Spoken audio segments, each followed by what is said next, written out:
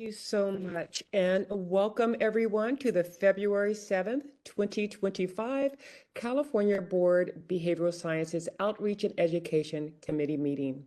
My name is Dr. Annette Walker, Chairperson of the committee. Before we convene, I would like to remind everyone present that the board is a consumer protection agency charged with administering and enforcing the board's laws. Where protection of the public is inconsistent with other interests sought to be promoted, the protection of the public shall be paramount. Committee members will be participating remotely from private, non-public sites. The public may participate remotely or in person at the Department of Consumer Affairs at 1747 North Market Boulevard, Suite 186.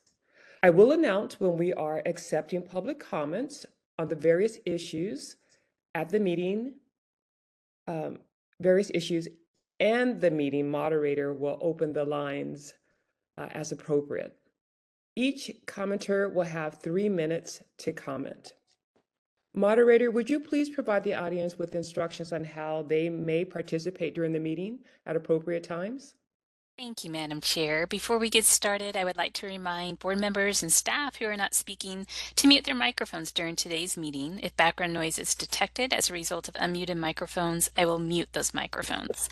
There are members of the public in the audience and meeting minutes are being taken, so we ask members and staff to please identify themselves before speaking. For the purpose of today's meeting, when the chair opens public comment, members of the public who would like to provide public comment at our DCA headquarters location in Sacramento can approach the table and microphone at the front of the room.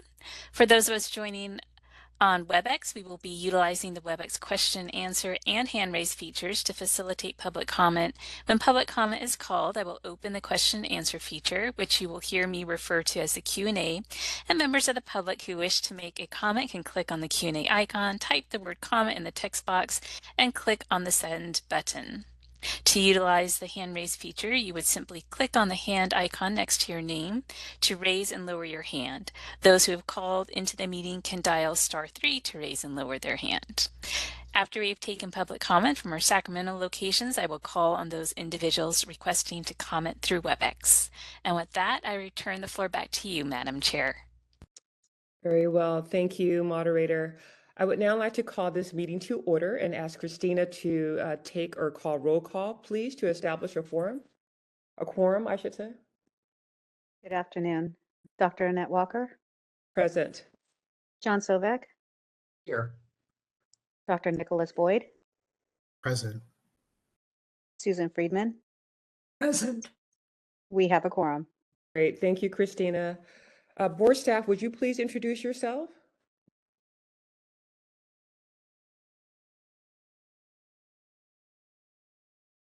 Assistant Executive Officer.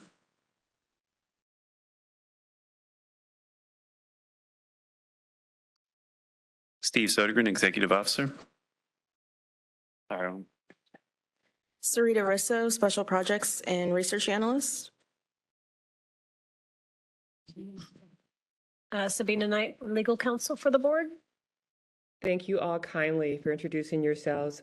Now, I'm sorry. Sorry, Christy Berger, board staff as well. I'm here remotely. Yeah, okay, where are you? I see you now. Okay. Great, hi, Christy. Great, thank you so much. Not to overlook you.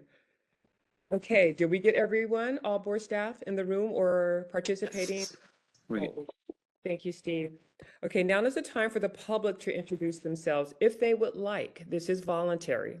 Is there anyone in the audience that would like to introduce themselves? And this is the moderator. I see a hand raised from Elise Springer. So Elise, you should be able to unmute yourself. Therapist, Policy and Advocacy Chair, California Support International, Postpartum Support International California Chapter. Thanks. Good morning. And then we have a raised hand from Ben Caldwell. Ben, you should be able to unmute yourself. Afternoon, happy Friday. Ben Caldwell, MFT, with California State Northridge and High Pass Education. All right, this is the moderator. I see no further raised hands. Okay, great. So And we Moder- have one more person. I'm sorry, Ex- Annette. We do. Kathy Atkins. Oh, that's funny. Kathy? Atkins from the California Association of Marriage and Family Therapists. Thank you. And one more in the room here with us. Yes, thank you, Steve. Shanti Ezra with the California Association of Marriage and Family Therapists. Thank you.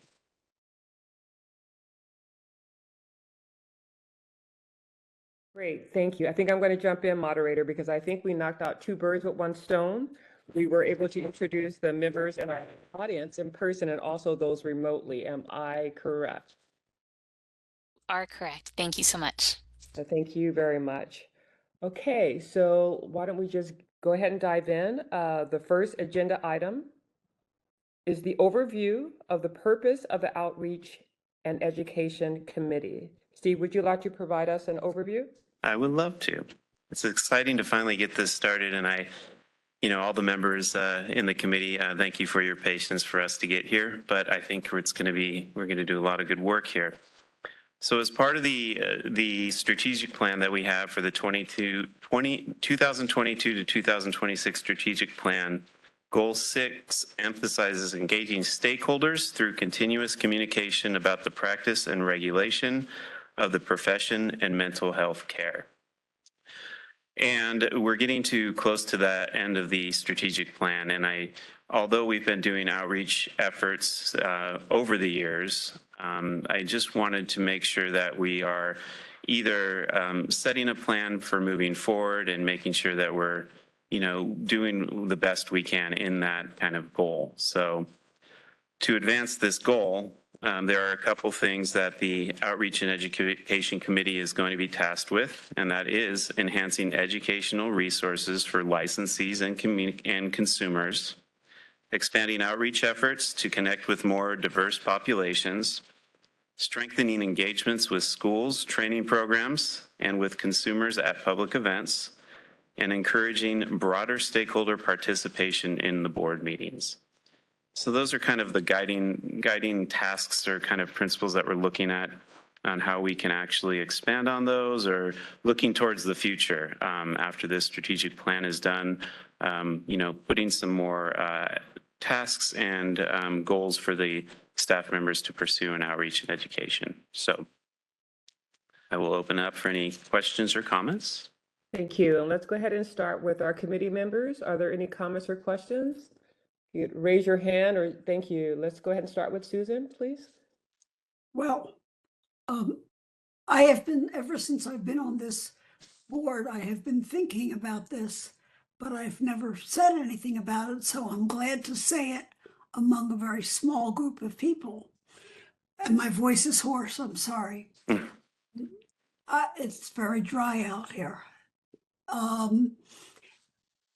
We only meet 4 times a year, and in addition to that, we have to read various cases that really doesn't take us probably more than at the most 3 or 4 hours at the most. So, and that's only, I think, probably 4 times a year also. So it occurred to me that we could take responsibility for those of us who have the time to go out in person and talk to people in person. For example, I was thinking, just if we pick the biggest classes, like I'm thinking of the biggest classes in my county, but I'm sure each person in their own county has some schools that have large number of classes. For example, in my county, I have the University of California, UCLA, and I have Long Beach State, Dominguez State, and Northridge State, and USC. And I personally would be willing to go to talk to a class. It wouldn't take long to talk to them about the need for therapy in this particular age and time in our communal lives, what it would require, what it would require on their part. The reason I'm mentioning this is that I happen to be on the Mental Health Commission for the County of Los Angeles. And the director of the Department of Mental Health mentioned that she had gone to USC, and out of a class of 175 people, 2 people raised their hand when she asked how many people wanted to go to do something, you know, with the public boards to help the public. So I think that it would not be a bad idea for us to appear as individual representing this board to simply talk about what is required to become a therapist. And I'm not sure whether we should contain ourselves to the schools of social work and various kinds of marriage and family therapy or whatever it is, or whether we should just talk to the freshman class.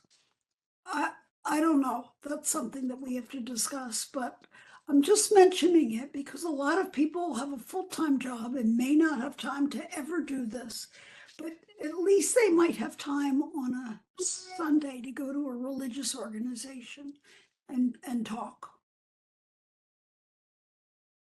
And I don't know how any of you feel about that. Well, thank you, Ms. Friedman. We appreciate your comments. Other comments? Only Susan. And Okay, only with your permission. That goes for all the other members as well. Do you prefer Mr. Sovak or John? I prefer to be John, Dr. Walker. Thank you, John. We'd love to hear your comments or questions. So I appreciate Susan's very pointed concept and idea. But for me, because we're just forming ourselves, I'd like to see if we can break down maybe in conversation with both ourselves and the public members who are with us today, because a lot of them represent some of the organizations, like what do these big broader goals actually mean? And we have enhancing educational resources for licensees and consumers. I know, Steve, over the last few years, you've been doing these like videos and pathways to and trying to create all of these things.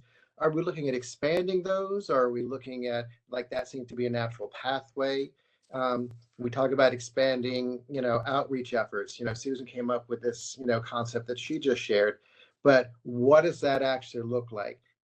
For me, it's more like, how do we take these grand goals and statements and actually say, what are we looking to focus? What are our resources now and how do we build on those? So that's part of where I kind of feel initially this conversation actually needs to focus on. Some really good points there. Thank you, John. Dr. Boyd, what is your preference? Dick or Dr. Boyd? That's fine with me. Just maybe if I can add to a bit of what was already been said, I think that I agree with John. I think we need to explore a bit more about how do we actually drill down to what some of these are, right? These are pretty broad goals as they sit today. So how are we actually going to measure these, right? That's going to be the other thing I think we need to think about. And within that is impact. It doesn't make sense to set goals if we don't actually follow through with measuring the impact of these goals, particularly I think in this committee, given that its outreach and education are going to be really important to understand. Is what we're doing actually working, or are we just wasting our time? Maybe that's been done a little bit, but I haven't seen anything really concrete that says we're doing a great job of that. So I think that will also be really important. And I might dovetail into also, particularly when it comes to enhancing and expanding educational resources, how and where we fit into, and this is kind of a bigger question, what role does the board play potentially in advocating and looking at funding resources for training? How do we have a role? I guess it's kind of a philosophical question. Do we have a role in supporting if our goal is to increase the number of providers in the state? Do we also have a role to think about working with our state offices and looking at funding? Because I think there's a big disconnect between increasing providers and actually supporting people to get there. But I think one of the strategic goals is to explore those resources. So I'm sure that's part of the conversation we may be having, but I just wanted to maybe bring a pointed attention to the, I believe is a really important part of what we should be trying to do. Thank you, Nick. Comments are very much appreciated.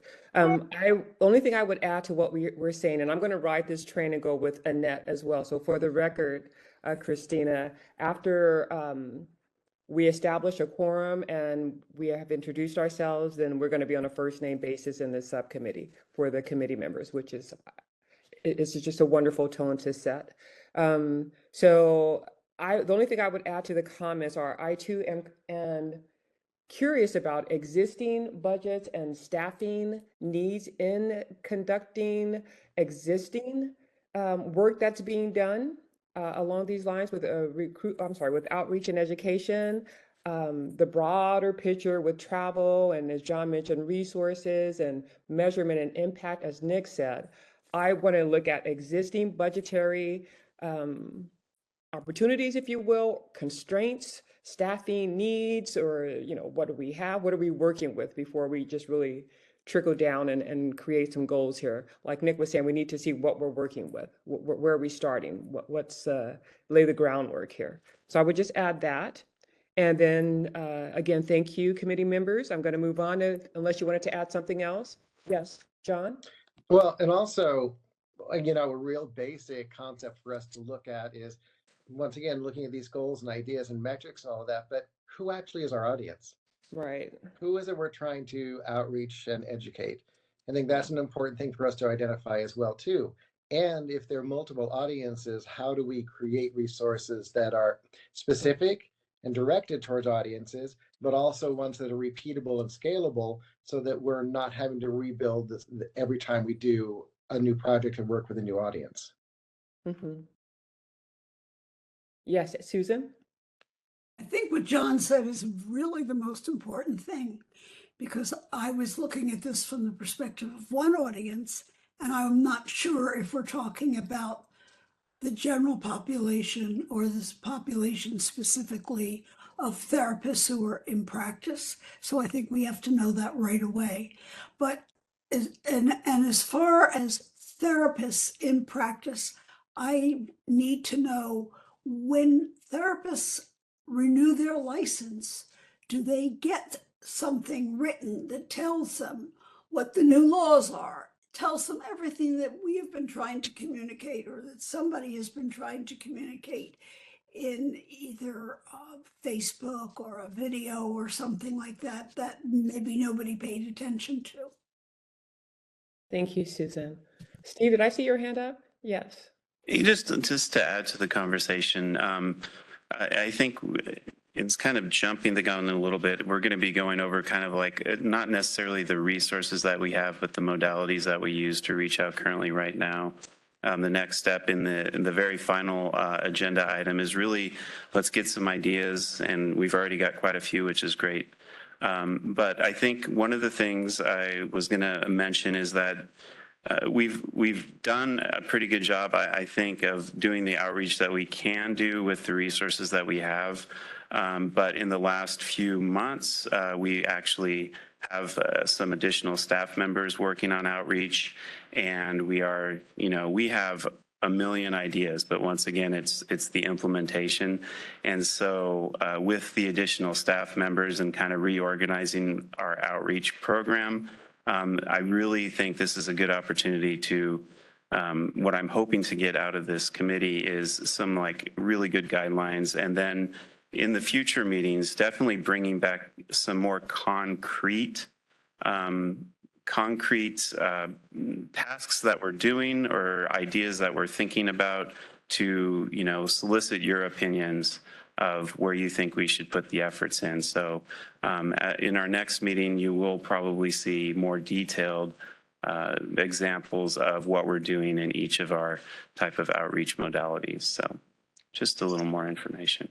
Yes, awesome. Thank you so much. So we're going to go on to our public now. Are there any comments from the public? Annette, I actually wanted to ask a question. Oh, sure. We'll pause there, come back to the public. John, please. So Steve, actually addressing that idea and going back to my kind of initial, like, with the projects you've had in place so far, and actually anyone on the staff who's been working on this stuff, who do you believe are the audiences that you've already focused on, or who do you believe are the audiences that you've missed that need to be focused on? Well, I think Annette, I bent your ear the other day. I think, first of all, our initial audience is licensees and applicants to make sure that they understand the process, licensees to ensure that they understand the laws or any changes that go into effect. That's our, basic level primary goal. I think we have a good job currently with our FAQs, with the material that we put out for understanding the process. We've done a pretty good job there. To be honest with you, where I think we are falling a little bit short is consumer education. And I think it's really important, and it's something that I know we've been talking about in the background on things we can maybe do for that. So consumer education would be our next audience.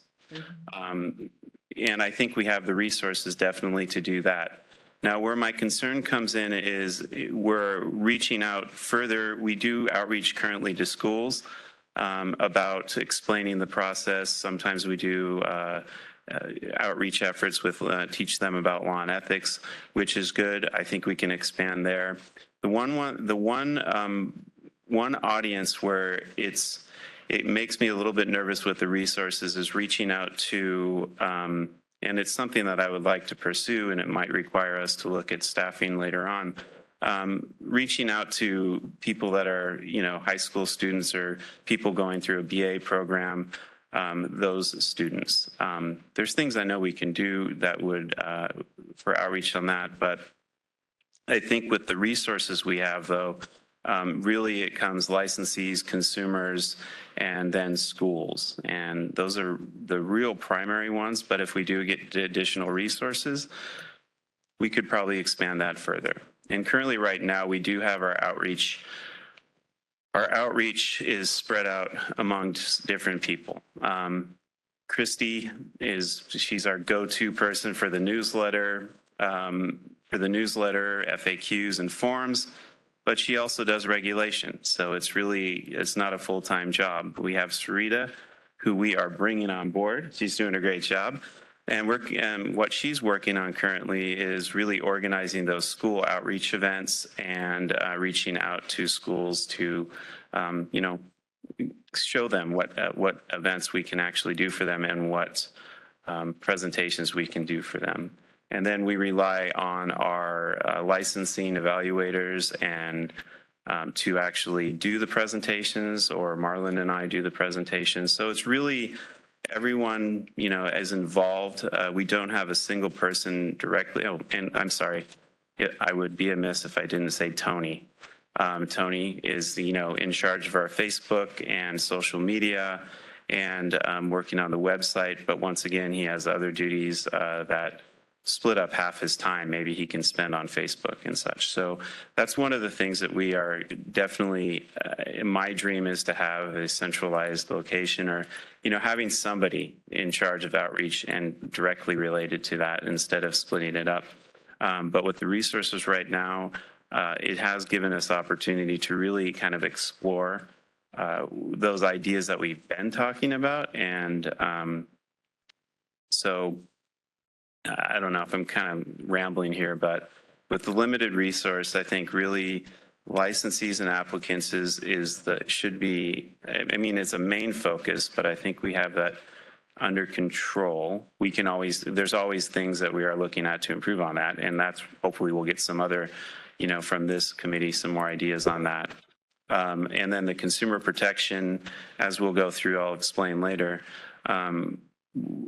We've never done any PSAs or any sort of, any things to consumers. I'm not sure if it would be great if consumers would actually engage in our website or our Facebook, or if we had some way to kind of get them involved in that. So I don't know if that answers your question. Probably just rambled on too much, but. And the other thing that I would consider too is that recently formed, I don't know the name of it, but that Mental Health Commission for the state of California I would imagine they're also focusing a lot of consumer driven understanding mental health resources and pieces like that. So they might be a really great, a group to connect with to see if, well, we can use some of their resources, we can provide them with knowledge base, and to see if there can be some coordination there. Do you have an idea of the commission I'm talking about? I don't remember. The Mental Health Commission? Is that really the name of it? Okay. Well, no, I think maybe the Children Health and Youth Behavioral Initiative, or there's various agencies that are out there within the state agencies, and also associations too. I mean, they do a great way to connect. But there's. And just a really gentle language thing, I might also consider licensees and applicants as actually two separate buckets of education and outreach versus lumping them together. No, that definitely makes sense because it is a different message that we're putting out for each of those. Okay, so John, was your question answered sufficiently? Great. And Susan, you have a follow-up? I have a question too. Steve, when you say consumers, are you talking about people who are actually right now using a therapist for some reason or other? Or are you talking about people who are not, but maybe should or want to, but have no idea how to go about doing that? I'm not sure who you're talking about when you say consumers. Talking about both, actually. Primarily, I mean, if we're doing a hierarchy, I think it's really important for us to do the outreach to consumers that are actually currently using mental health services to make sure that they understand their rights, and when they maybe need to contact us if they have concerns, making sure they understand what to expect from the services they are seeking and from the provider. But additionally, though, and this is where I think, John, when you're talking about like the different organizations within the state, supporting the mental health outreach, the efforts to educate people about mental health resources out there for them. That would definitely is another aspect. But if I'm looking at resources, our first priority is making sure the consumer knows what the consumer needs to know when they go into that relationship with a therapist or a practitioner. But at the same time, I think supporting those, efforts to ensure people understand, mental health and what resources are available for them. Yeah, I hope that makes sense. Did he answer the question? Was that helpful? When you talk about both groups, they're two very, very different groups of people that we would have to try and reach in two very different ways. Right. Definitely. Yeah, and I'm hearing that, and we'll dig a little deeper, Susan, as we go along here. But thank you both for all that communication. Any other comments from our board committee members? Okay, thank you. We're going to move on then to our comments from the public. Are there any comments from the public? There is in-house. Just one test. Okay. Hello, Shanti Ezrin with CAMPT. Steve, thank you for this and thank you for the conversation today. We're also very excited about the establishment of this new committee, and I wanted to share, as you may already know, our association has over 38,000 members across the state, and to the point that was already raised by committee members and staff, just want to kindly encourage the committee to think about CAMPT and also other professional associations, both as an asset and as a resource to help with messaging, to help with outreach, implementation, other engagement efforts that will come out of these future committee meetings. Thank you. That's exciting to hear. Steve, are there any other? Nope, that's it in-house. Okay, thank you so much. So next we'll hear comments from our remote participants. Moderator, could you help assist in that effort? Thank you, Madam Chair. I've opened up the Q&A panel. If any member of the public would like to comment on agenda item 4, you can either raise your hand or type comment using the field in the lower right-hand corner of your screen. We are displaying instructions and we'll give you a moment.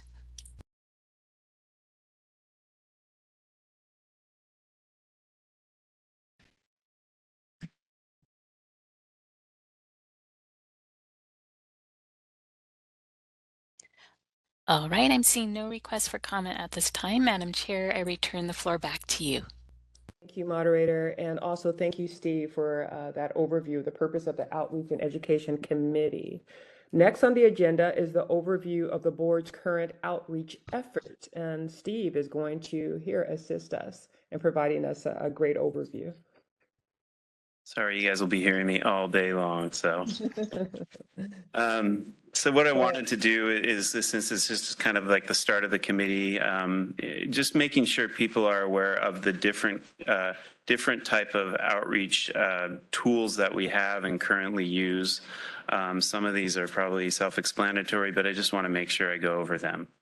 So the first, our main voice out there, no, I wouldn't say our main voice, but we do have the website, which it is really our main resource for information for licensees, applicants, registrant licensees, and consumers. And currently I put in there, and it's kind of overkill, but if anybody really wanted to review, there is the website outline and how it's organized. Historically, over the years, we've always tried to perfect that.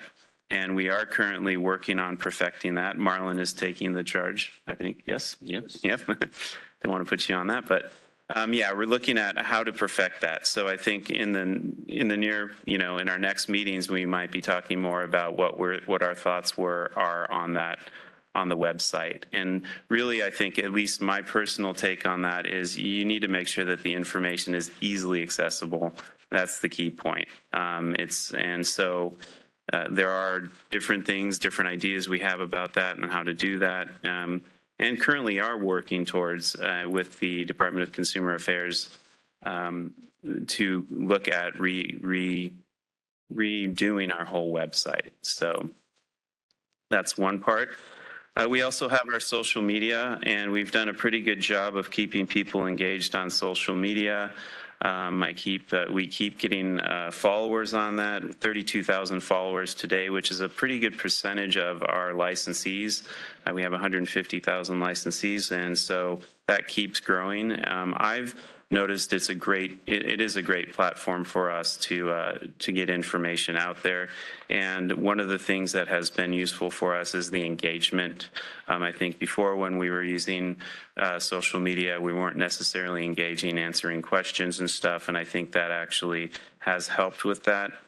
A long time ago, not a long time ago, but a couple of years ago, we did have the Facebook Live events, which was it was well received, and those were events where we would go on and actually answer questions that people had on a live platform on Facebook.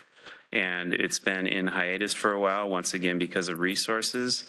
But we are in the discussions right now on different ideas to kind of resurrect that and even expand it to just not questions about licensees or questions an applicant might have or licensees might have, but looking for particular topics that we might address and kind of further explain.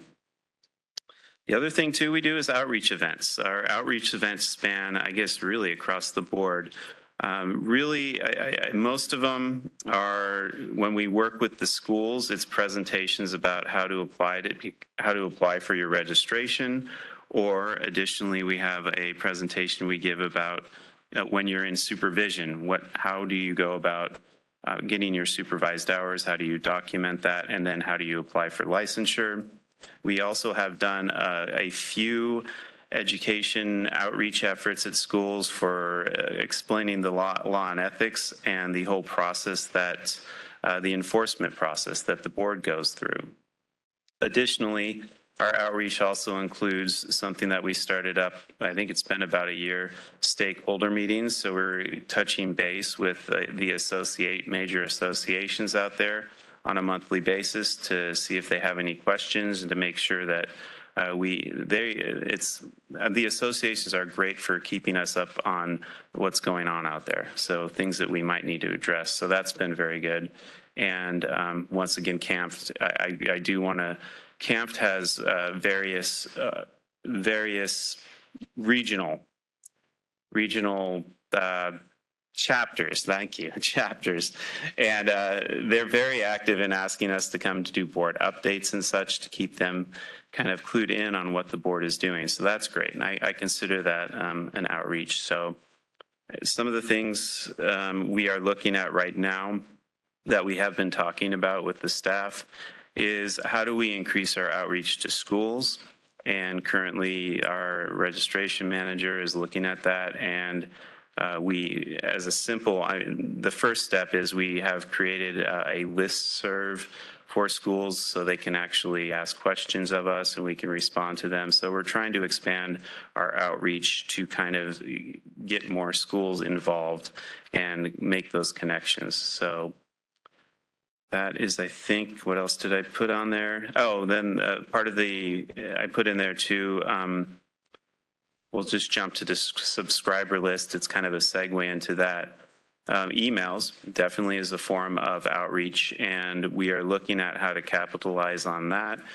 Currently, right now, I think there was only 2 types of subscriber lists that we have. We're looking at the possibility of expanding that more so we can have more targeted emails.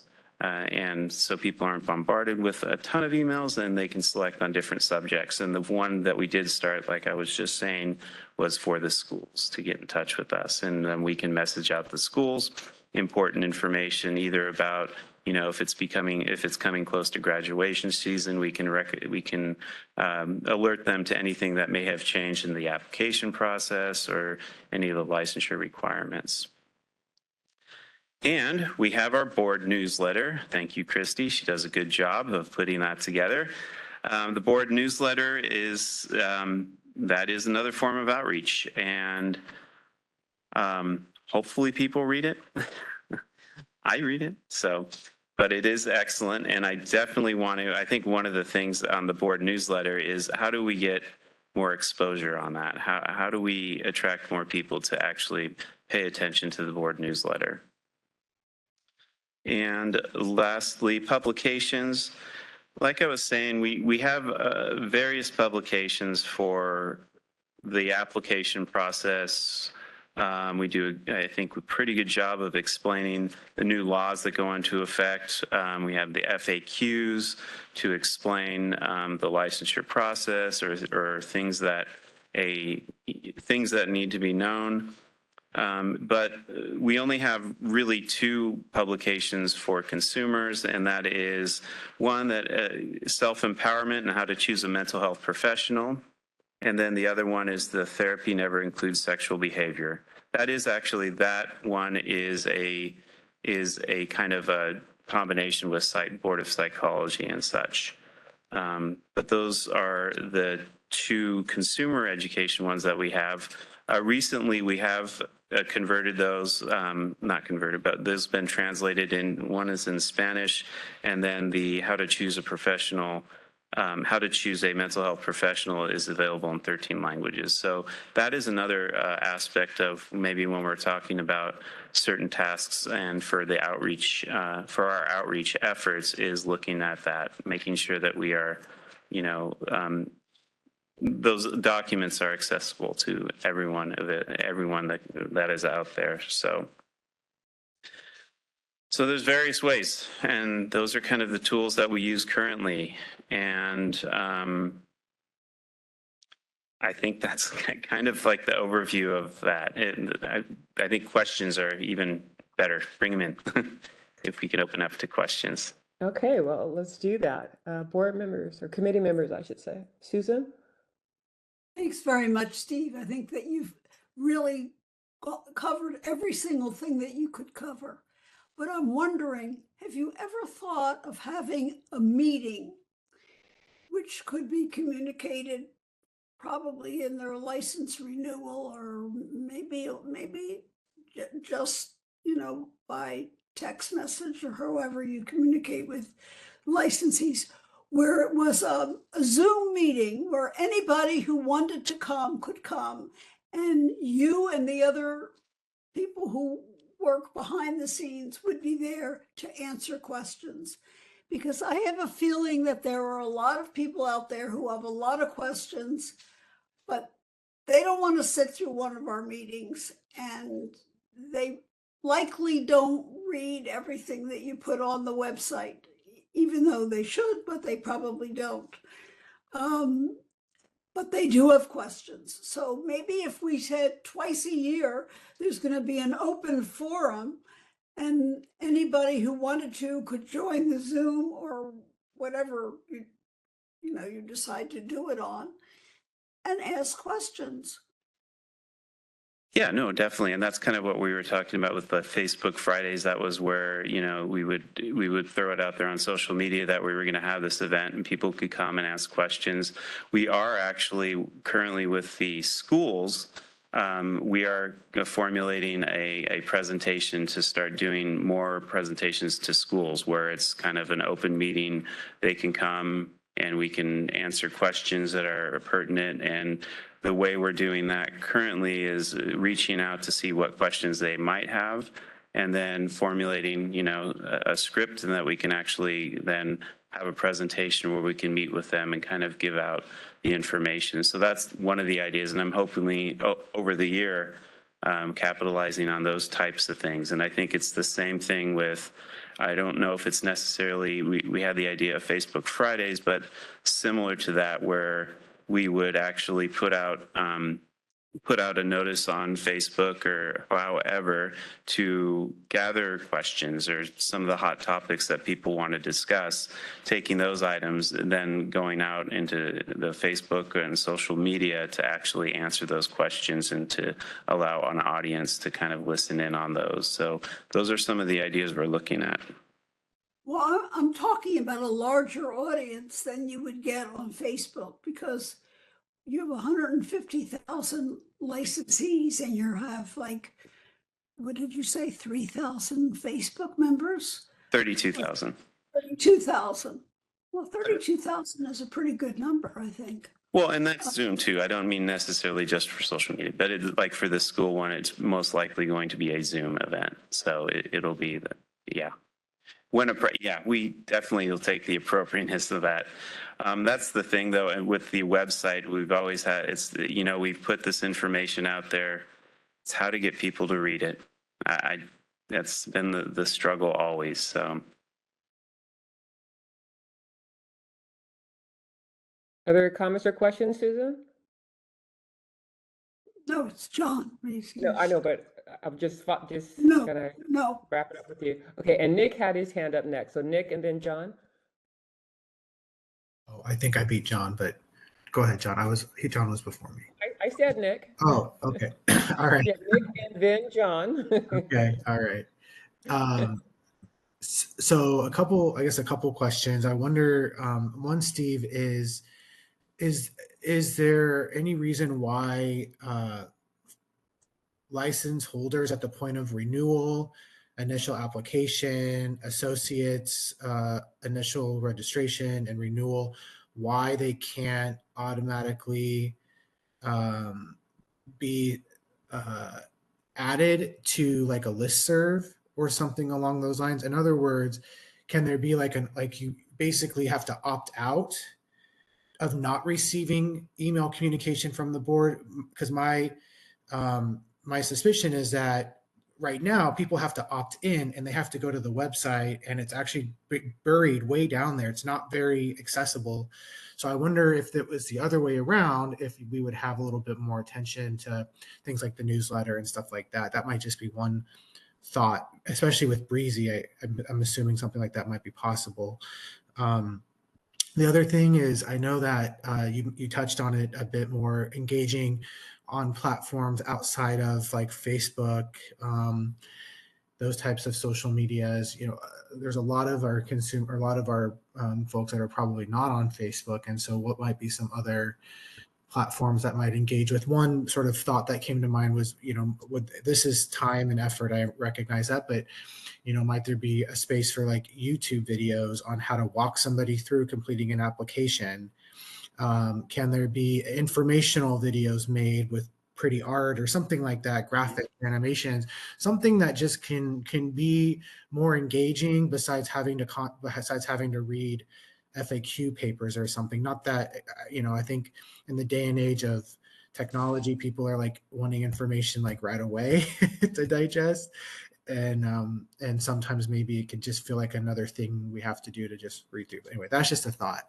And then the other kind of thought I had was, I wonder if you talked about, I know that there's been a number of invitations from the professional associations to come and talk to them, but I wonder if the board cannot, somewhat like Susan was suggesting, host professional associations a couple times a year and bring together all of the associations in the state,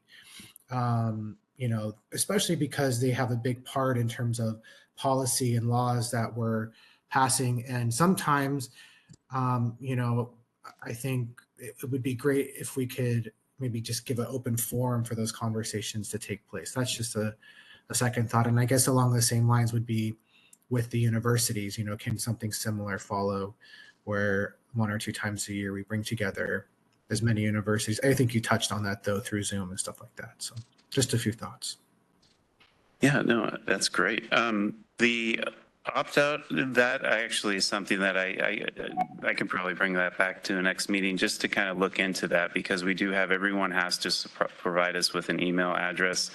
And I think that is, looking to see the mechanisms. I'm assuming we can do it in Breeze to opt out, but that's definitely something that I've thought about, and we can look into that. Videos, like currently we have actually I should have mentioned, I think I didn't really mention that in what we're currently doing, but we did go through the process of making videos for kind of like the application process and licensing. There's 7 different, somebody catch me on that, 13, maybe 7 to 13 different videos that we produced with graphics and such.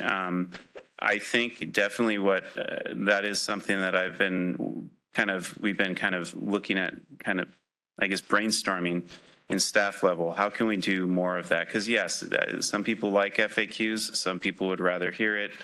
Definitely want to make sure that, the information is there the way that a user will actually prefer to consume it. And one of the things that we are considering too is when we do these presentations is, taping those presentations and throwing them online. It'd be an easy way to get more information out there. So any ideas for videos, please? And that's maybe comes in the next part, or as we continue on in our discussions here. And then the professional associations, that's a great, listening sessions. I think it's something that is valuable. And I can know offhand some topics that I would like to see, get everybody into into a room to talk about, one of the things coming up, AI. It would be great to see what the associations have on that and what they're discussing. And those are actual events that the board members don't even necessarily need to be involved. It's something that the staff can host and report back. So that is I like that idea, or it's something that we can pursue. Maybe I can put something together for a meeting in the future where we can kind of look at maybe some ideas you have for that too. So hopefully that helps a little bit to kind of explain. Thank you, Nick, for those comments and questions. I think you wrapped that up. Okay, John? Hey, this first question I think is for Steve and Marlon, since you're both kind of deeply ingrained in the website at this point. Does our website, does it hold accessibility features such as ADA compliance and pieces like that? It does. Okay, cool. Because that's one of the things we hear a lot is accessibility, as in people with differently abled ways of moving through life, making sure that that is available to them, so the resources have an equity stance to them. Very important. Okay. Another thing too, you talk about these outreach presentations, conversations you're having out with people on staff going out. Is there any metric or any post-presentation survey? What did you learn from this? How was the experience for you? Do you feel you know the board better or the subject matter better? Is there any post-survey that's done with any of these presentations? There isn't currently, but that's something else I'm wanting to pursue. So, well, because this goes back to what Nick was talking about. We can go out there and talk till our faces are blue, but if the message is not being delivered in a way that people are being able to drink it in, then Yeah. that's not us using our resources to the best direction.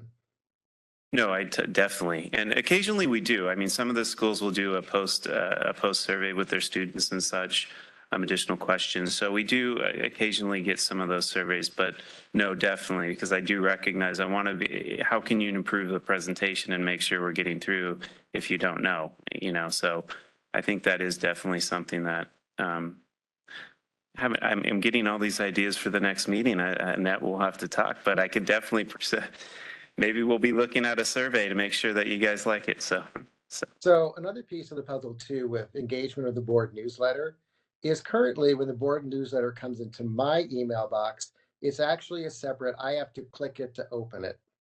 There are ways to deliver mail where it comes through as an open, beautiful, because it's laid out so beautifully, the colors, the fonts, everything's gorgeous. But that one little thing of having to click to open it is actually a larger barrier than you may imagine it is. So I would encourage looking at your email delivery system so the board newsletter actually comes through as an open document.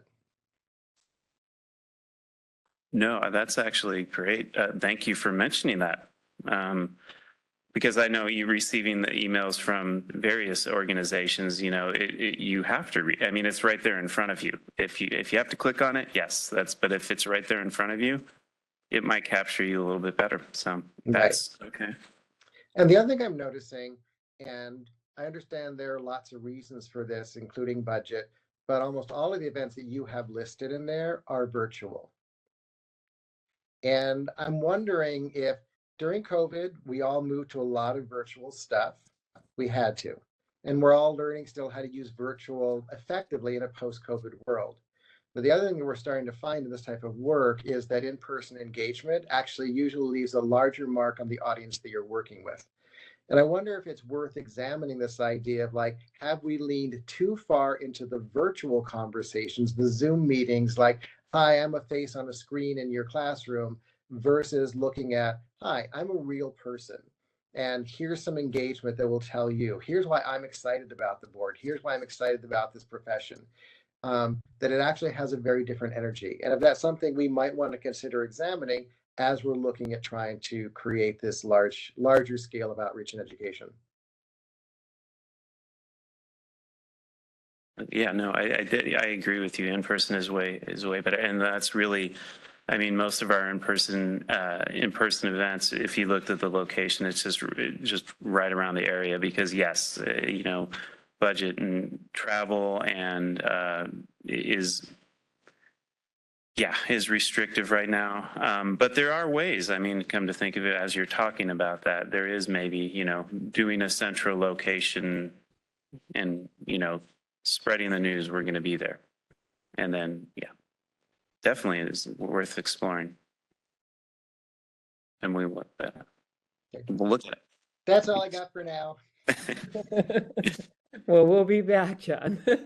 Coming back to you shortly. Were there any, Susan, I see your hand. Steve, I wanted to ask you when the newsletter is sent out, you said it's sent by email. Who does it say it's from? Does it say from the Board of Behavioral Sciences, or does it have, for example, your name or somebody else's name? Because, I don't know if the other people are with me on this, but I barely read my email anymore. There's so many of them. I mean, people use Instagram more. I respond to text. I'm wondering, you probably have everybody's phone number.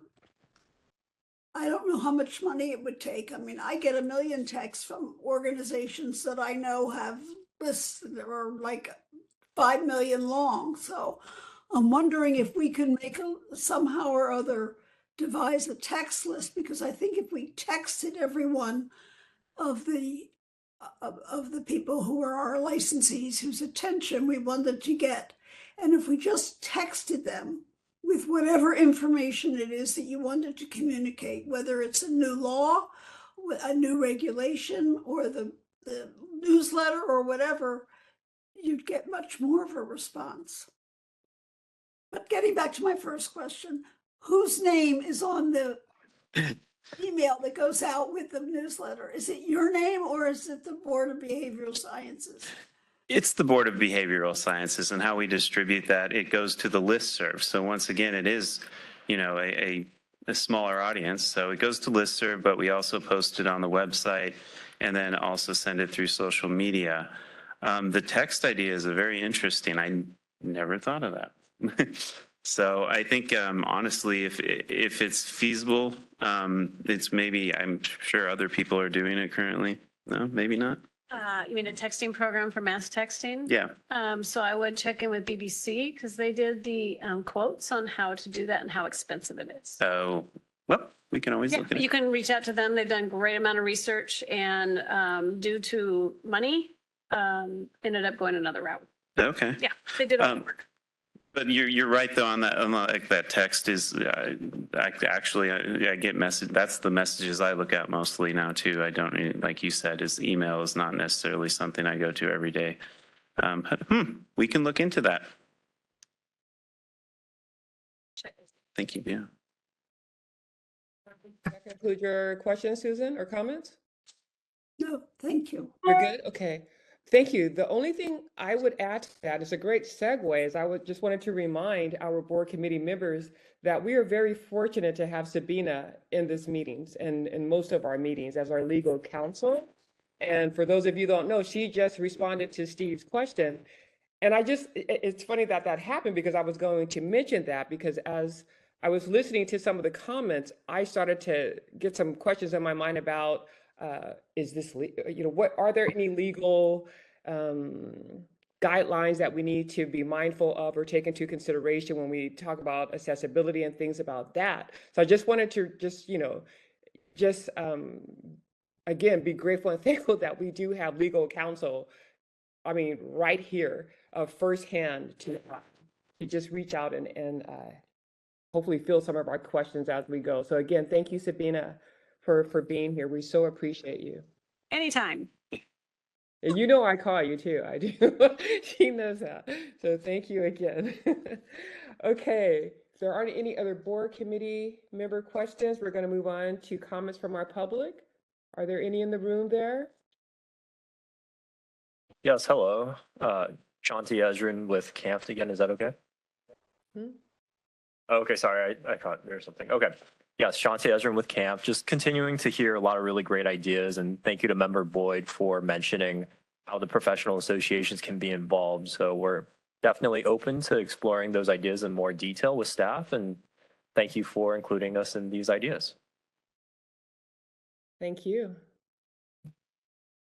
Any other comments in person from the public? No, that's it. Thank you so much. Moderator, would you help me field comments from our remote participants, if any? Thank you, Madam Chair. I have opened up the Q&A panel. If any member of the public would like to comment, please either raise your hand or type comment using the field in the lower right-hand corner of the screen. We are displaying instructions for your convenience and we'll give you a moment.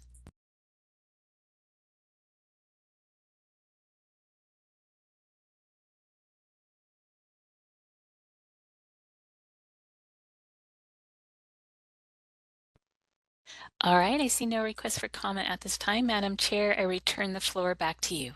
And I thank you, moderator, and also thank you, Steve, for the overview of the board's current outreach efforts. We are now going to move on to our next item on the agenda, which is the discussion and possible recommendation regarding committee's strategic objectives. We're very fortunate to have Steve again. Present this item. Again. Let's go for it. So I just wanted to make sure that we just kind of went over what the strategic objectives were currently for the goals for reaching our outreach and education goal in the strategic plan. And you can see there's 5 objectives that we had put out in the last strategic plan. And the 6.1 is to create a more responsive and robust consumer and licensing education program through videos, social media campaigns, and electronic publications to ensure understanding of new changes in laws and regulations. So it kind of met with laws and regulations, and then collaborate with entities that work with consumers to increase equitable and inclusive outreach to diverse populations. And then 6.3, increase and diversify board engagement with schools, training programs, public events, and relative professional organizations to raise awareness of the board's roles and activities. 6.4 is identify and implement strategies to gain increased participation in board meetings from a wider group of stakeholders. And 6.5, increase the awareness of the profession by using outreach to build relationships. Excuse me, my mouth's getting dry, with underserved communities and diversify the workforce. So with that in mind, we've already had a lot of ideas which I've listed down. I think what the thought is what my recommendation, as you see the staff recommendation, is really opening it up for any other additional tasks or things that you think we should be considering, certain maybe priorities that you want us to set, just to set us off for the upcoming meetings. Real simple, sorry. We can continue the idea conversation. I apologize. We maybe should have done that in the first part and then just, but because we've already got a lot of stuff, it sounds like good stuff, but just wanting to follow up at the end of this meeting to make sure, moving from here, where our pathway is going to be. So with the understanding that during the next meetings, the goal is to give you more concrete examples and ideas that we have been looking at and reviewing and bringing some more information back on those items that you've mentioned today. So Appreciate that. Are you ready for questions and comments, Steve? I am. I love questions and comments. All right. Do I see any committee? Okay, John? Hey, Steve, I was wondering if you could share with me on 6.5, what actions has the board taken so far, and what do you have some that are currently in the planning stages? I have to be completely honest with you. I think that is the one task objective item that we really have not, done. I'm just going to say we haven't really pursued anything in that yet. Once again, it's looking at it and I think it's really identifying the audience and then how to reach out. The struggle I have with that is really, once again, with resources like, how do we reach out with the resources we have? Who are we reaching out for? And maybe that's something we need to discuss further, at the next meetings or. So a question for you. So this strategic plan is 22 through 26 or 21 through 26? I forget. 22 to 26. So it's 25. Mm-hmm. And I just want to put a little heat on the fire here because I'm concerned that somehow 6.5 has just fallen by the wayside. Understanding there are lots of projects and lots of things going on, understanding that you as an organization are asked to manage a lot of things, but to sit here in the last year of the strategic plan and understand that actually a really important component of recognizing the state of California has kind of just been sitting on the sidelines. And I have some concerns about that. And I'm wondering is how we can address that and get more active about it. Is this something that's going to be a carry through for the 26 to 30 plan? Like what we're actually going to do with this particular concept, because it's mentioned this idea of underserved communities and reaching out and creating accessibility in almost all of our objectives in some way or another. And we even had that addressing the strategic plan to make sure we added this in. We had those meetings where we really looked at the language to bring it to the forefront of the strategic plan. And so it does concern me that we're in the last year of this strategic plan and this objective seems to have fallen by the wayside. No, I hear you. It has. I'll be honest. It's fallen to the wayside. But once again, I think it's, like you said, it's resources and the time. It's something that I think will definitely carry over to the next strategic plan, which we will be talking about coming up at the next board meeting. So that can be included. And I think one of the other struggles is to figure out how we do that outreach. Like I said, consumer education has really kind of where I've wanted to expand, but we haven't. and once again, resource issues. But I think that goes in line with wanting to expand that consumer education. It's not necessarily consumers because it's looking towards expanding, the workforce. And I think maybe we should put that on. Definitely, I think it would be helpful for me if we could put that as a more exploratory at the next meeting for our consumer, this meeting, the Outreach and Education Committee, so we can talk more about maybe some concrete ideas that we have for that. And it's really that identifying that audience and being able to see how we can reach them. I don't think we can reach those audiences through our website. Nobody would be trafficked to come to there, or emails. I think that requires really looking at outreach in person, which is pretty restrictive right now. Albeit, I mean, if we somehow led the consumers to like our Facebook or, get on our listserv, that would be great. But I don't see that necessarily happening. So that's been kind of my struggles, how we go about that, getting to that, that audience. Additionally, I didn't, just an idea too, like even holding some boards do like consumer education where they, I guess one of the ideas I had for that, something that I would like to pursue is getting in touch with more of the local communities, organizations, and seeing how we can partner. And a simple level is maybe having a packet of information. I mean, that's not hard. It's not great, but it's a start, I think, to be able to say, if you're having you're having an outreach event for your community or whatever organization you have, if it has to deal with health or mental health, or if you're doing some job recruitment or career fairs, we've got this information out there for you to use if you want. I mean, that's some of the ideas we're thinking of, or I was thinking about.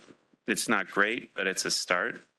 And it's one of those things, it's the resources to get people actually out. Using what we have now. I know we can leverage what we have now. It's getting the ideas of how to do that. Well, and one of the things that Dr. Walker shared with me, I think it was last year, we had a conversation about this simple phrase called "I see you."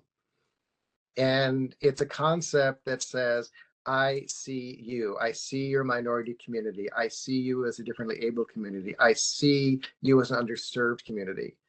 And for me, putting a packet of information written in English on a piece of paper at a conference actually doesn't see the communities that we're talking about trying to reach for.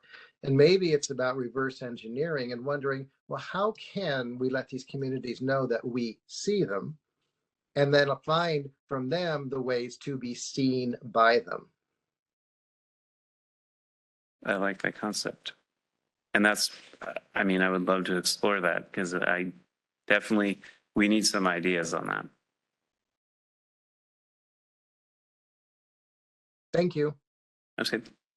I hope that, I'm not, that, is that, I mean, that's, we definitely need to venture into that. And that's, hopefully we can get some good ideas out of this committee, or we can bring some ideas out so we can see where we're going. Right. Susan, if you don't mind, I just wanted to piggyback on what he said, because what my comments are related to what they were just discussing. And thank you, John, for refreshing my memory on being seen and being heard. I think it's relevant because I came into this meeting with thoughts about, we have a new administration in the White House that's leading our nation right now.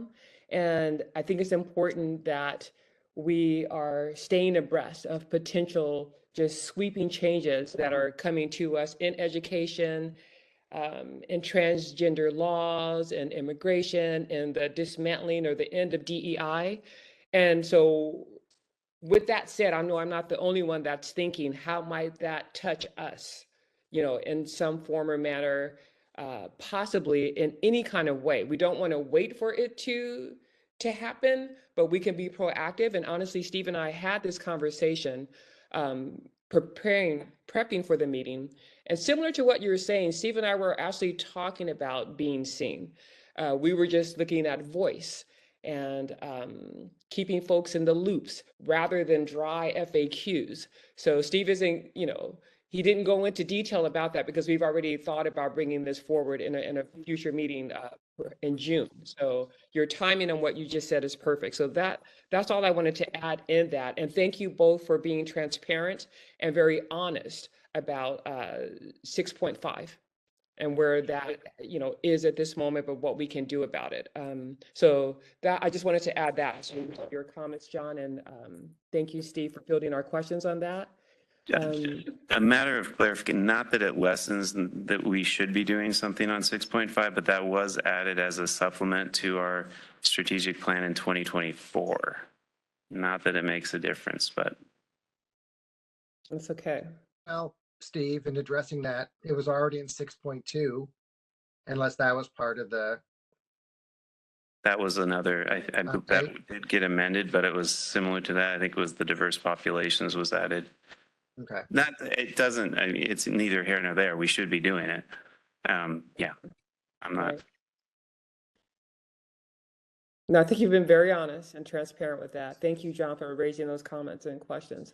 And Susan, John, if you're done, okay. Susan, I think you had your hand up, and then Nick, if you wanted to. I was going to say two things. One is exactly what you said about the new administration.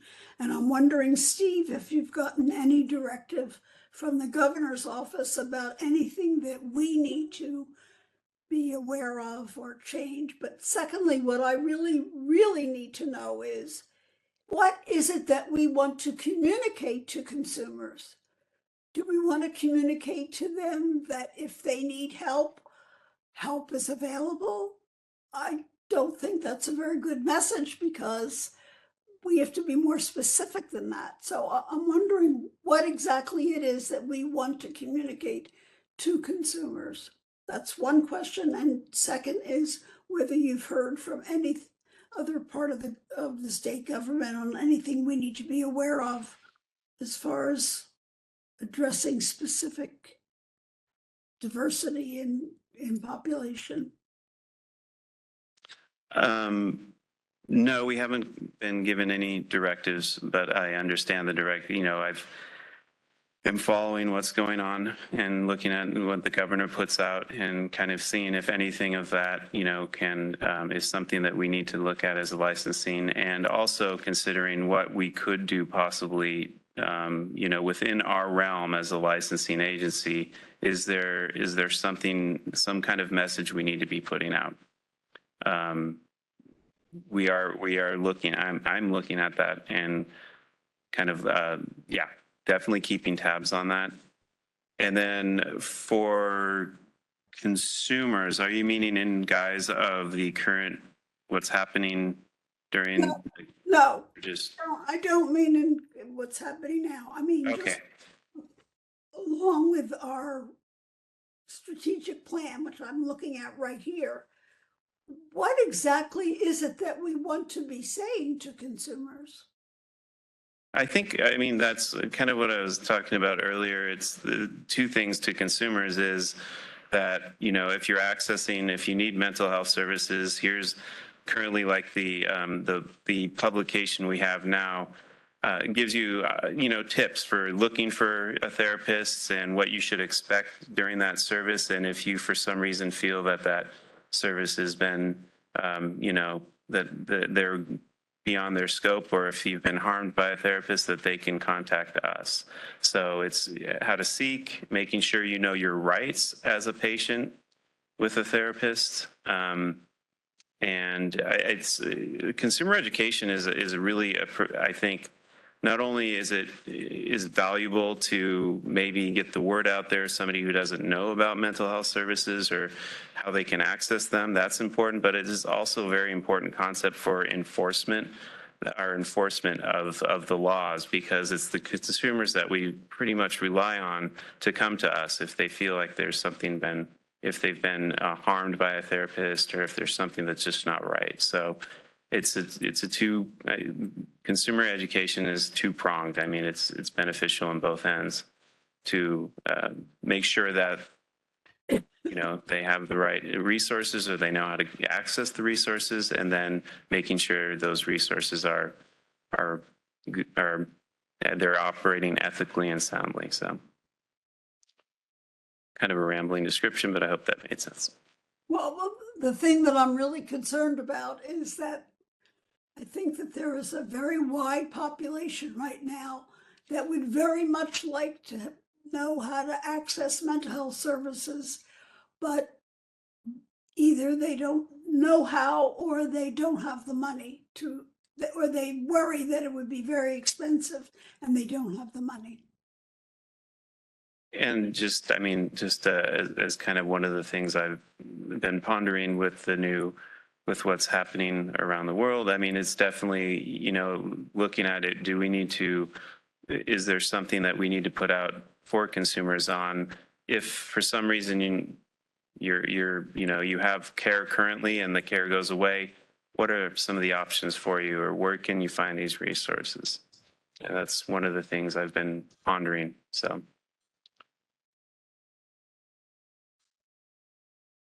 Any other thoughts or questions, Susan?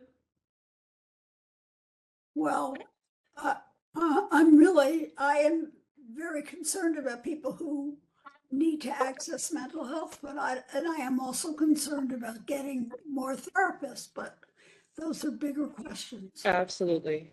And we're discussing those in the workforce committee as well. So thank you for that comment. I'm going to get Nick in, and then John, I'm going to come back to you. Okay. Nick? Yeah, so I'm glad John brought up the 6.5. That was one that I was reflecting on as well. And I think, Steve, one of the things that would be really helpful, that can help us address that, along with and this dovetails into more of the workforce development committee, but HCI has the Health Professional Careers Opportunity Program.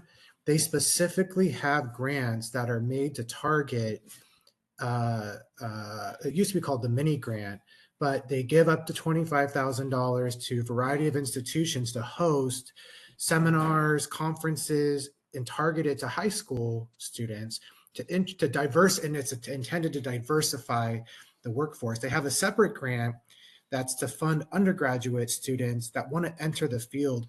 It would seem to me that there would be a really symbiotic relationship with them that would do exactly what that strategic goal is intended to do.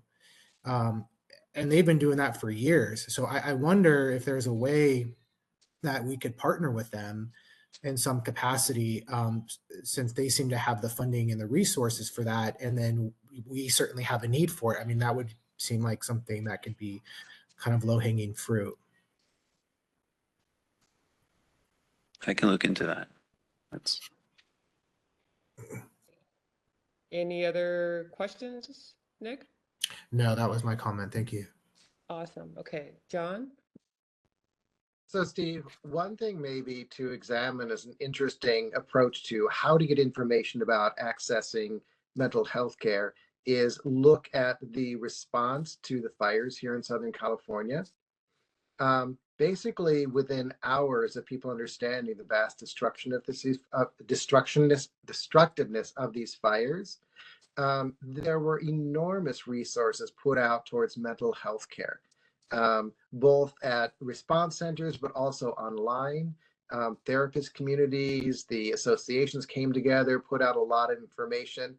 And so in an emergency response, it was really overwhelming to see how much information was gotten out there so quickly, and that it's continuing on as people are seeing the long-term effects of this fire experience. So that might be a model to look at, because that was gotten out within hours of people realizing how destructive this experience was.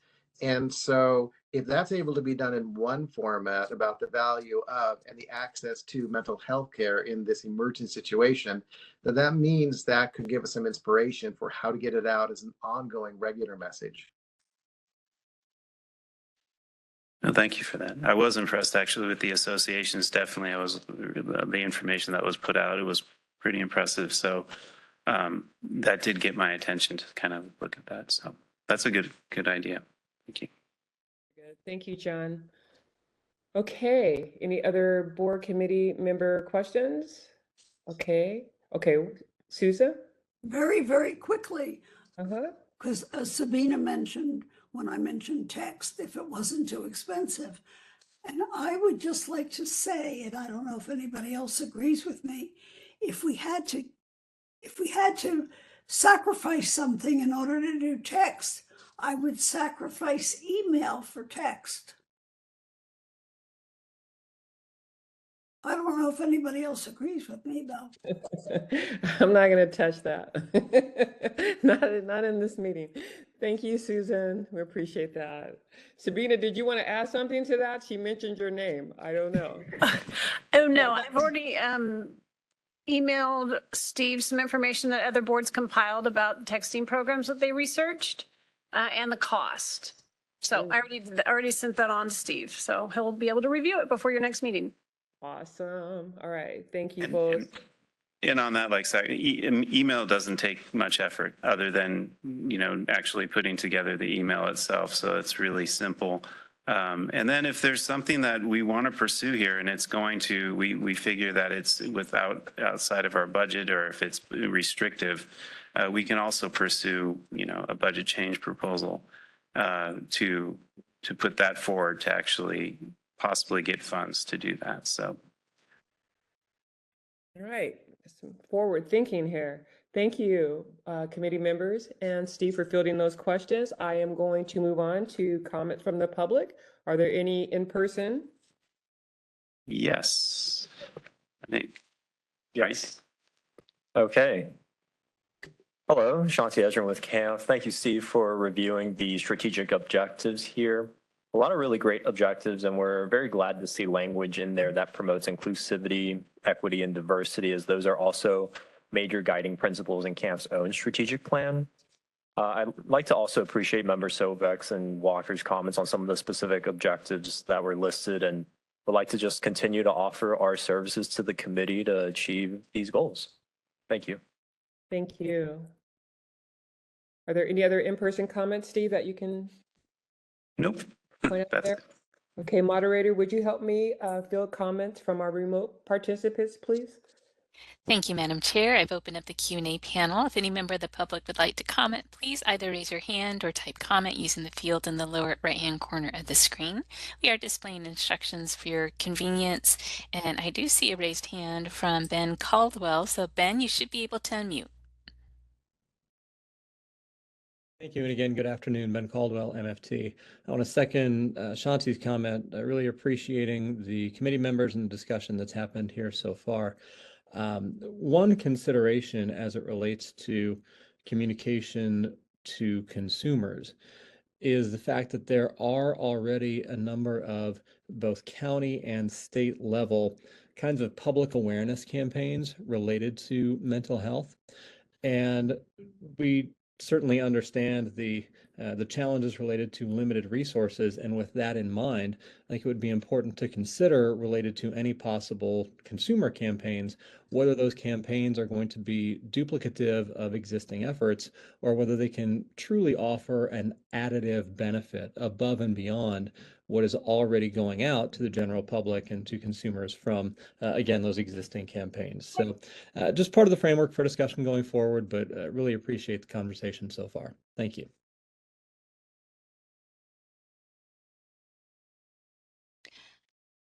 And we have a raised hand from Elise Springer. Elise, you should be able to unmute.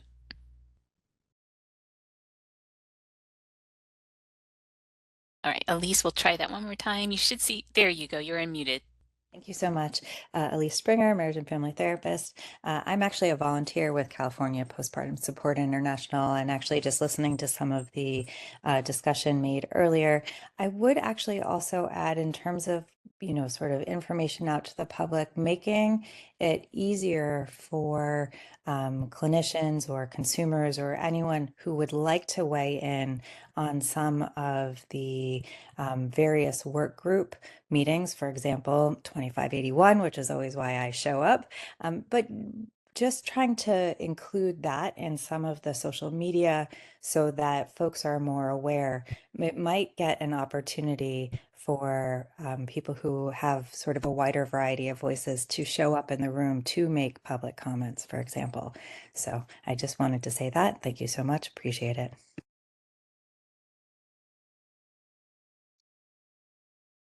All right, and with that, I return the floor back to you, Madam Chair.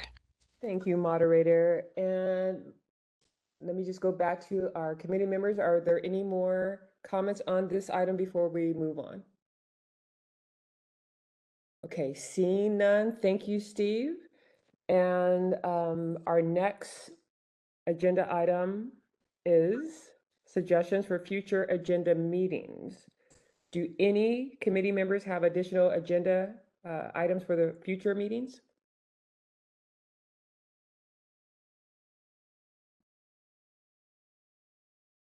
John Sovek.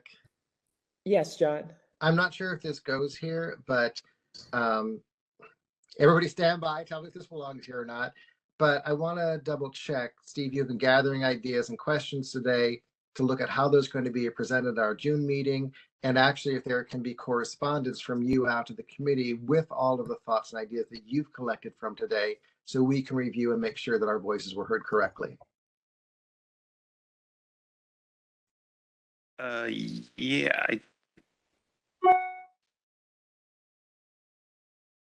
let me consult because it has to be, everything has to be done in I don't know. I'd have to look at the putting together everything and then sharing it with the committee members on, on email to see if that has been recorded correctly in some of the ideas. That's right.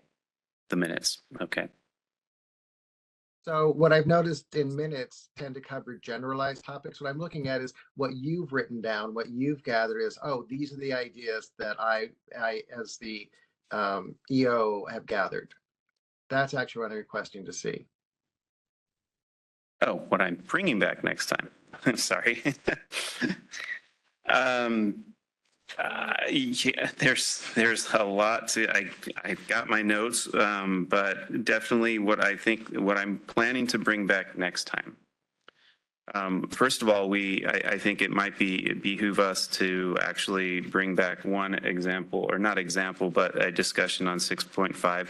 I'll work this out with Annette too, just to make sure that as the committee chair to determine what we want to do. But objective 6.5, maybe we can have that as one discussion. The other idea is then to bring back not only more information about, once again, the current outreach efforts that we're doing, but looking at some of the actual adding in there where it ties in with that sort of outreach, such as if it's a presentation, if it's emails, if it's social media, bringing back those topics that were discussed and then maybe seeing if we can discuss those further, if that makes sense, is incorporating those in the discussion in the agenda. Specific wise, I wish I could get, so I've got a lot of notes right now. That's the problem. So there's a lot of ideas that I want to incorporate in there. Is that what, were you looking for me to kind of give you a heads up on? What you captured. Okay.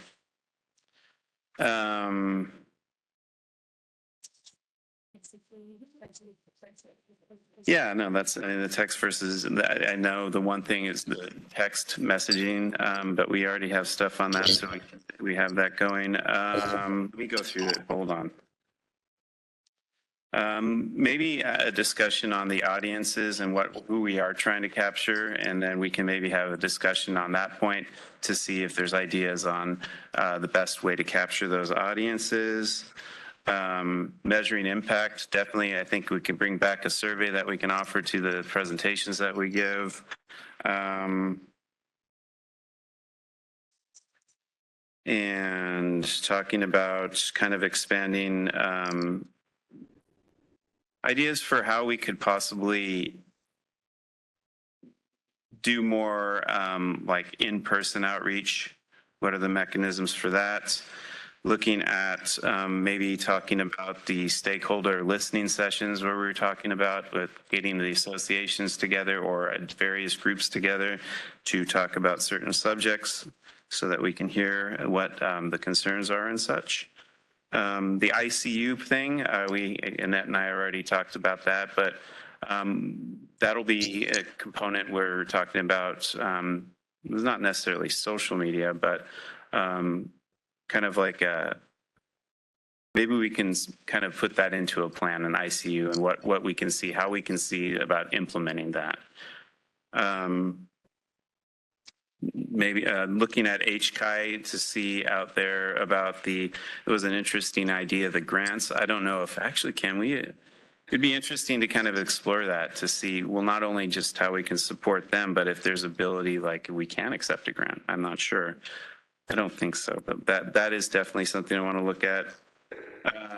Looking at maybe some of the things that the associations and agencies did for consumer outreach for the fires and capitalizing on that, seeing those will, I don't know if it'll be a particular item on the agenda, but it's something that we can use as we look at our messaging, whether it's, email, social media and stuff, maybe something we can plan in the future for having stuff ready to go, resources. And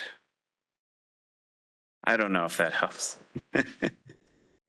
There's a lot. You take notes, Steve.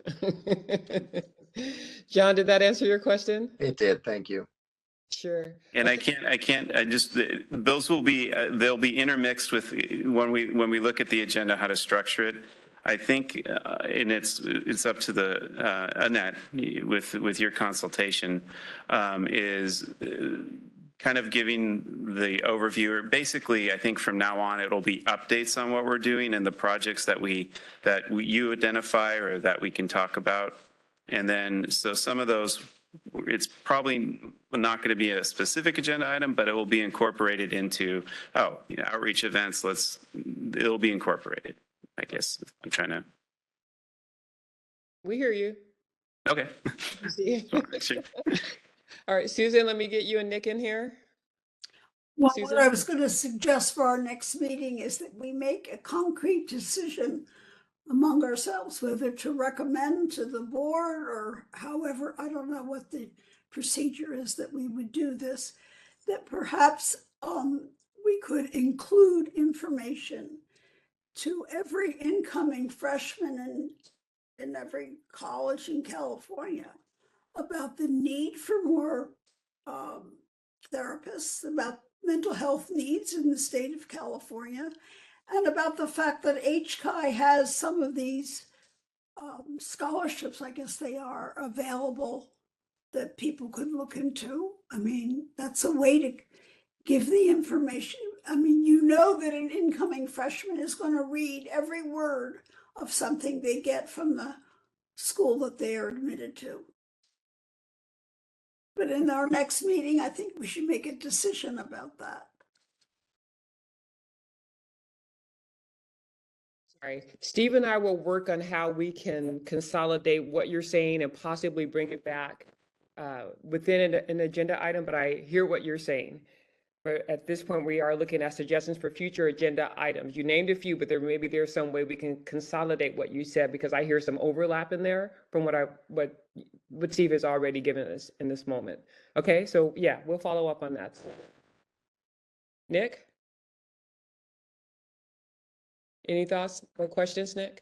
I don't have anything more to add. I think folks captured a lot of it for me. Agenda items. Okay. Well, let me just add this for future agenda items, as this is really part of my role as the chairperson of this committee, is to work with Steve to set these agenda items. So Steve, I have almost point by point notes that you just, in your words, rambled off. So I have taken good notes as well. I love taking notes. And what I'm hearing is that there could be some priorities set forth here. I mean, ICU, that's under us staying abreast of the sweeping changes that are coming under the new leadership in the White House. That's, I'm not going to go into everything, but I think there is an order of priority and measuring impact, knowing our audience and our reach and things like that. to have some structure and a solid foundation in what we do and what comes out of this meeting as far as outcomes goes, we need to pay attention to that order of priority, if you will, so that we're not just rambling and talking and touching here and touching there, and we're all over the place. Everything can and should tie back to the strategic plan and the outreach efforts that are already, that exist.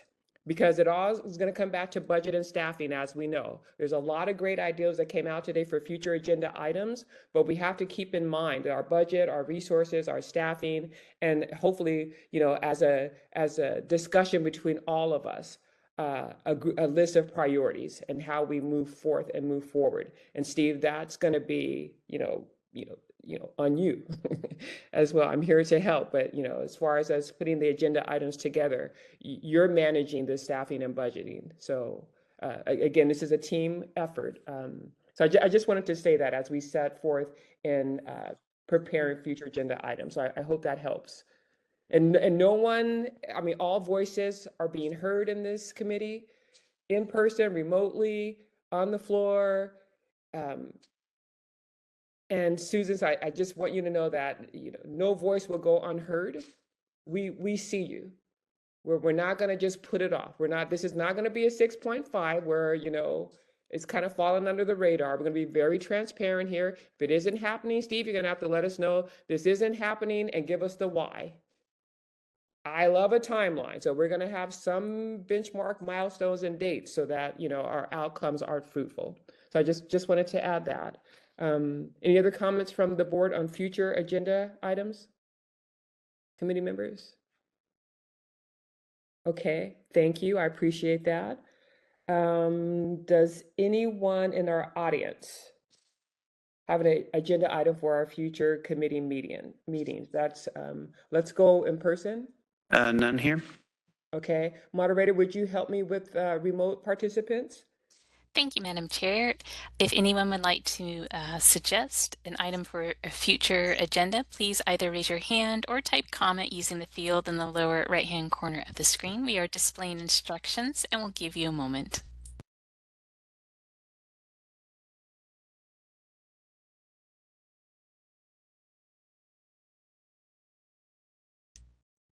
All right, I see no request for comment. Madam Chair, I return the floor back to you. Thank you. I appreciate you. Next on the agenda is public comments for items not on the agenda. Do we have any public comments in person? Oh, before we do that, as a reminder, the board may not discuss or take action on any matter raised during the public comment section, except to decide whether to place the matter on the agenda of a future meeting. And I hear Sabina in my ear right now. It's like, Annette, you better say that disclosure. So glad I caught myself there. So with that said, are there any on items that are public comments for items not on the agenda? Anything in person, Steve? No. Okay, moderator, do we have any participants remotely that have comments? Thank you, Madam Chair. I've opened up the Q&A panel. If any member of the public would like to comment on items not on the agenda, you may raise your hand or type comment using the field in the lower right-hand corner of the screen. We are displaying instructions and we'll give you a moment.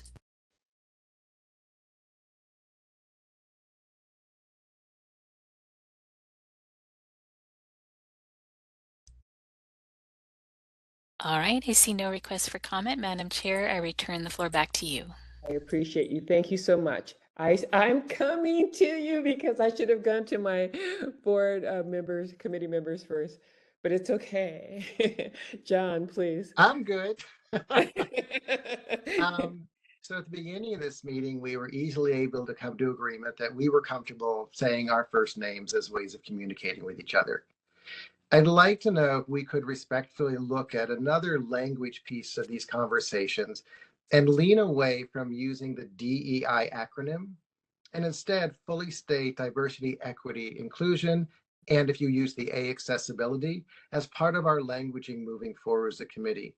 Unfortunately, DEI has become a buzzword currently, and I think giving it its full languaging actually gives more respect to the work that we are actually trying to do and pushes aside this kind of scurrilous vitriolic energy that comes to that acronym. So I would like to respectfully submit that to the committee, and we can move forward that with whichever way feels most comfortable for everyone. Thank you, John. Thank you for stating that. Sabina, I don't think we need to take a vote on that, do we? That's just public comment. Thank you. Yeah. Yes, thank you. Okay, all right. Any other committee members? Nick? You're good? Okay, all right. So seeing none, and we already went to our public and our remote participants on this item. Our next item is adjournment. So I want to thank everyone for participating today. As a reminder, our next board meeting will be on February 27th and 28th in Sacramento. We hope to see you then. Thank you all for your participation today.